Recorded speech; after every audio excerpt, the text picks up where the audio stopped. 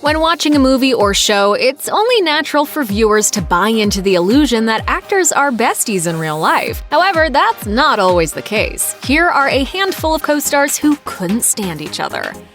Rebooting the Road Warrior franchise resulted in big screen triumph, with director George Miller's 2015 action flick Mad Max Fury Road going on to sweep the 2016 Academy Awards, nabbing 6 Oscars out of 10 nominations. But the contentious relationship between co-stars Charlize Theron and Tom Hardy made it a long haul. It wasn't just a rumor that the actors were engaged in a vicious feud. Both of them admitted they were at odds during filming. Theron confessed to Esquire, "We f***ing went at it, yeah." She also explained to the New York Times that their real-life relationship mirrored their characters' animosity. She said, "In a weird way, we were functioning like our characters. Everything was about survival." Hardy admitted he wasn't blameless. He said, "I think in hindsight, I was in over my head in many ways. The pressure on both of us was overwhelming at times." Fury Road actress Zoe Kravitz was asked about the feud during an appearance on Watch What Happens Live with Andy Cohen. Kravitz responded matter-of-factly by saying, I actually don't know if there was one issue. I just think it was like they weren't vibing. Reports of tension between co-stars David Duchovny and Gillian Anderson seeped from the set of The X-Files during the 1990s, and the co-stars have admitted they were not the best of friends during the run of the series. In a 2016 interview with Jimmy Kimmel to promote the reboot, Anderson blamed the Vancouver climate, which caused her hair to become frizzy and left Duchovny impatiently waiting while the show's hairstylist returned her locks to Scully-like perfection. She admitted, "I think it added to the tension." But Duchovny said that they had simply grown sick of each other. He told Metro UK in 2008, "Familiarity breeds contempt. It's nothing to do with the other person. All that fades away and you're just left with the appreciation and love for the people you've worked with for so long. We used to argue about nothing. We couldn't stand the sight of each other." Anderson addressed the complicated dynamic head-on in a 2007 blog post. She wrote, "Did David and I hate each other? At times, yes, like any brother and sister, husband and wife, co-worker and co-worker forced to spend that much time together under such strenuous circumstances." When The Fresh Prince of Bel-Air made its TV debut in 1990, the role of Aunt Viv was played by actress Janet Hubert for 3 seasons. In 1993, Hubert was let go, with actress Daphne Maxwell Reid brought in to replace her. Ever since, Hubert has publicly blamed star Will Smith for her firing. The reasons behind Hubert's termination are murky. Fresh Prince actor Alfonso Ribeiro once claimed Hubert would, quote, literally go off on people, and "she made it very difficult for us to work." In 1993, Will Smith told an Atlanta radio station, "I can say straight up that Janet Hubert wanted the show to be the Aunt Viv of Bel-Air show because I know she is going to dog me in the press. She said once, I've been in the business for 10 years and this snotty-nosed punk comes along and gets a show." In 2011, Hubert told TMZ she would turn down an offer for a Fresh Prince reunion, stating, "I will never do anything with an like Will Smith. He is still an egomaniac and has not grown up." The Notebook has become a classic romance story, but viewers had no idea that the 2 main actors who were supposed to be in love on screen didn't get along. In fact, the tension between stars Ryan Gosling and Rachel McAdams once escalated to the point that Gosling refused to work with her. The Notebook director Nick Cassavetes revealed to VH1, "Maybe I'm not supposed to tell this story, but they were really not getting along one day on set. Really not." Cassavetes went on to say that Gosling interrupted on set mid-scene with McAdams and stated, "Would you take McAdams out of here and bring in another actress to read off camera with me? I can't do it with her. I'm just not getting anything from this." Cassavetes pulled the actors into a room with a producer so the co-stars weren't, quote, screaming and yelling at each other. He explained when the talk was over that everybody came out like, "All right, let's do this," and it got better after that. The 2 co-stars ended up dating for a little while, but eventually split in 2007. While neither actress has commented, speculation of tension between co-stars Leighton Meester and Blake Lively ran throughout the 6 seasons of Gossip Girl. Rumors were supposedly confirmed by an anonymous source who spoke to the National Enquirer in 2010. The source claimed, "They don't even acknowledge each other when they're not in a scene together." Commenting on the allegations, Lively's publicist told the Enquirer, "Blake and Leighton have never been best friends and never professed to be. Blake goes to work, does her job, and goes home." An article in New York Magazine backed up this claim, stating the 2 would, quote, avoid each other like the plague during filming, with the rest of the cast left to choose sides. According to a source who spoke to Perez Hilton, Leighton and Blake don't speak anymore.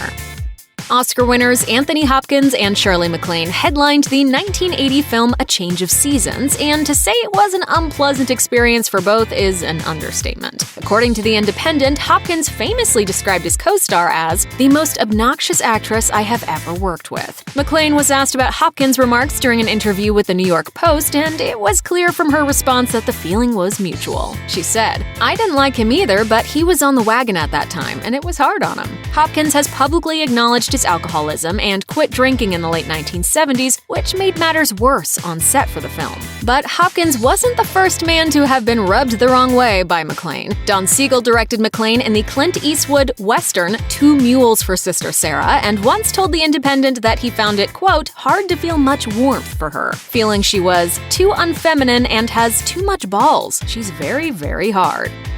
Lena Headey played the devious Cersei Lannister in Game of Thrones, while Jerome Flynn portrayed hired mercenary Bronn. What viewers may not have realized is that the two actors were reportedly once a couple, and things apparently did not end well. A crew member told The Telegraph, "Jerome and Lena aren't on speaking terms anymore, and they are never in the same room at the same time. It's a pity because they appeared to have patched things up for a while, but now the word is they should be kept apart at all costs." The pair reportedly met on the set of Flynn's 1990s British series Soldier Soldier and dated in the early 2000s. An insider told The Sun, "They kept the full extent of it secret, but it was a very turbulent relationship and it has been very awkward on set. She appears to have a genuine hate towards him." But Flynn has denied any problems with Headey. When asked about the rumors during a fan convention, Flynn stated, "We were actually in the same scene together, and the last time I saw Lena, we were speaking, so I wouldn't believe everything you read, and the media can get pretty desperate for stories." In a 2005 interview with TV Guide, Gilmore Girls star Lauren Graham was asked about comments she made indicating she'd prefer her character to wind up with the father of Rory, Christopher, played by David Sutcliffe, and not grumpy restaurateur Luke, played by Scott Patterson. Specifically, she was asked if that preference was because she and Patterson didn't get along. Graham said that wasn't the case, claiming she was speaking about what would work best for the characters. When asked about her relationship with Patterson, Graham insisted, "It's fine, we're not intimate. We talk kind of how we talk on the show. We work well together." When asked if she was social with any of her co-stars, including Patterson, Graham replied that she works an average of 50 hours a week, so there isn't a lot of socializing for any of us. In a subsequent TV Guide interview, Patterson was questioned about the speculation of a rocky relationship for him and Graham. He said, "No, I think it's not accurate. I think it's really inaccurate. And I think people thrive on rumor and innuendo. That sells papers, gets people to click on websites. All of that stuff is just overblown." Keeping tabs on me? Always safer to know which direction the tornado is coming from.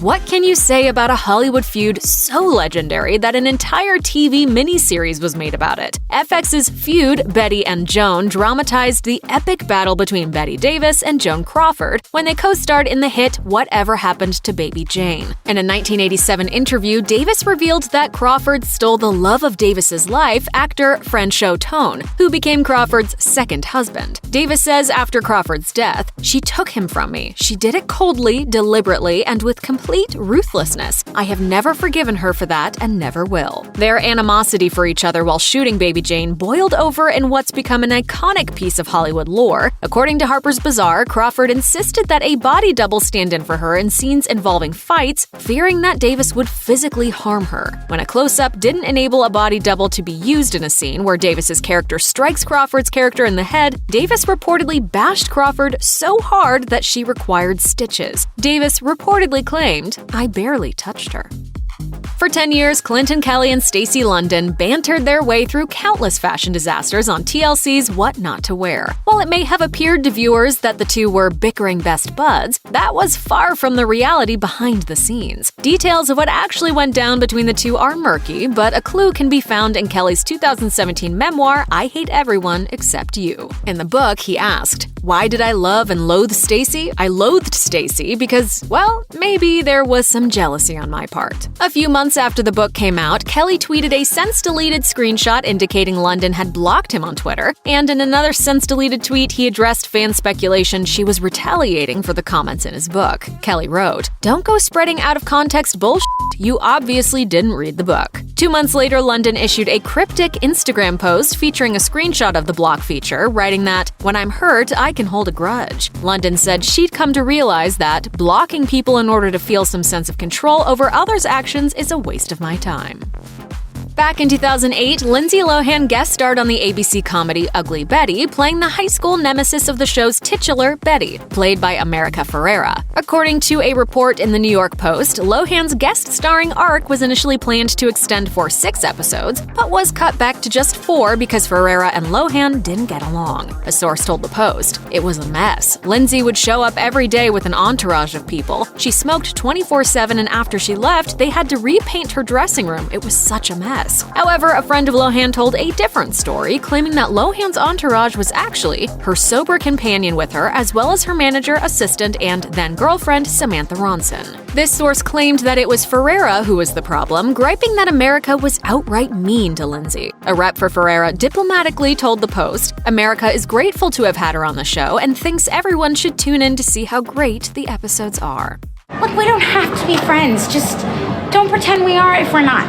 No, we are friends. Check out one of our newest videos right here. Plus, even more Nicki Swift videos about celebrities are coming soon. Subscribe to our YouTube channel and hit the bell so you don't miss a single one.